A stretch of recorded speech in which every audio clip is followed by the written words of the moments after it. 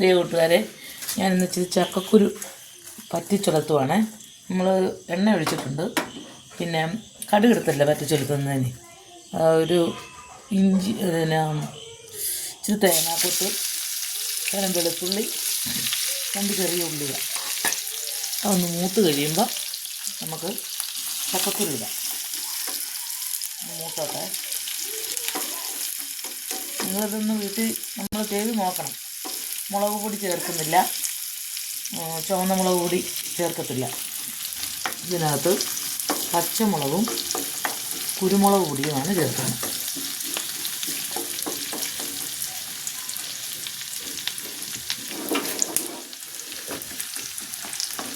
നമ്മുടെ ചക്കക്കുരു മഞ്ഞൾപ്പൊടി ഇട്ട് വെന്തതാണ്. പിന്നെ ഇതിന് ഒരു ശകലം തേങ്ങാക്കൊത്തിന് വെളുത്തിരിക്കുകയല്ലേ, ലേശം മഞ്ഞൾപ്പൊടി ചേർക്കാം. ഓക്കെ, ലേശം ഉപ്പ് പൊടിയും കൂടി ചേർക്കാം.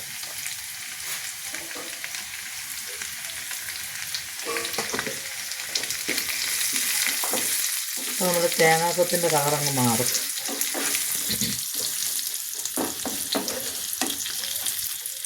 അപ്പോൾ തേങ്ങാക്കൊത്തിന് ഉപ്പ് കിട്ടും, വെളുത്തുള്ളിക്ക് കിട്ടും.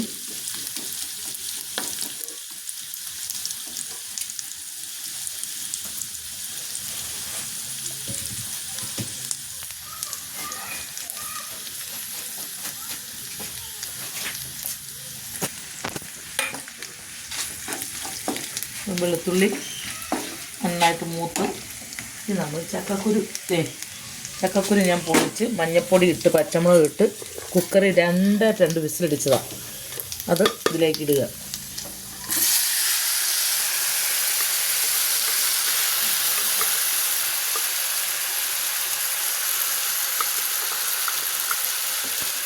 നമ്മൾ കച്ചിന് നിന്ന് പൊളിച്ചതല്ലേ, അത് പാഴാക്കി കളയാൻ പാടില്ലല്ലോ.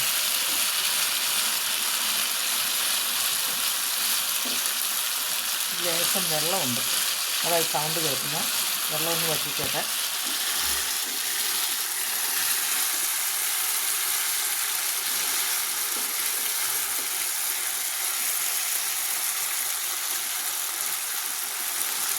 എനിക്ക് ഏറ്റവും മടിയുള്ളൊരു കാര്യം ചക്കക്കുരു കൂർക്കയൊക്കെ ഉരുക്കുക എന്ന് പറഞ്ഞു.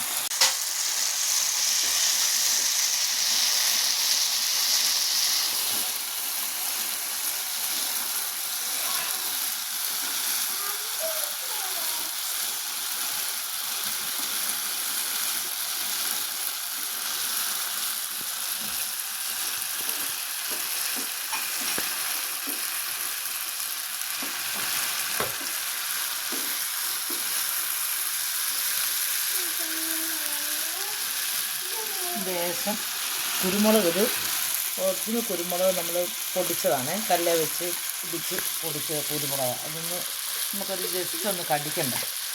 ചക്കക്കുരു എല്ലാവർക്കും ഗ്യാസാണല്ലോ. അതിന് ശേഷം മസാല ഒന്നും ചേർക്കത്തില്ല, നമ്മൾ നന്നായിട്ട് പൊടിഞ്ഞ കുരുമുളക് പൊടിയാണ്, അത് ചെറുപ്പം ചേർക്കുക. ഓൾറെഡി പച്ചമുളകുണ്ട്, പിന്നെ നമ്മൾ കുരുമുളക് ഇച്ചിരി കരിവേപ്പോട് കൂടി പൊടിച്ചതുണ്ട്.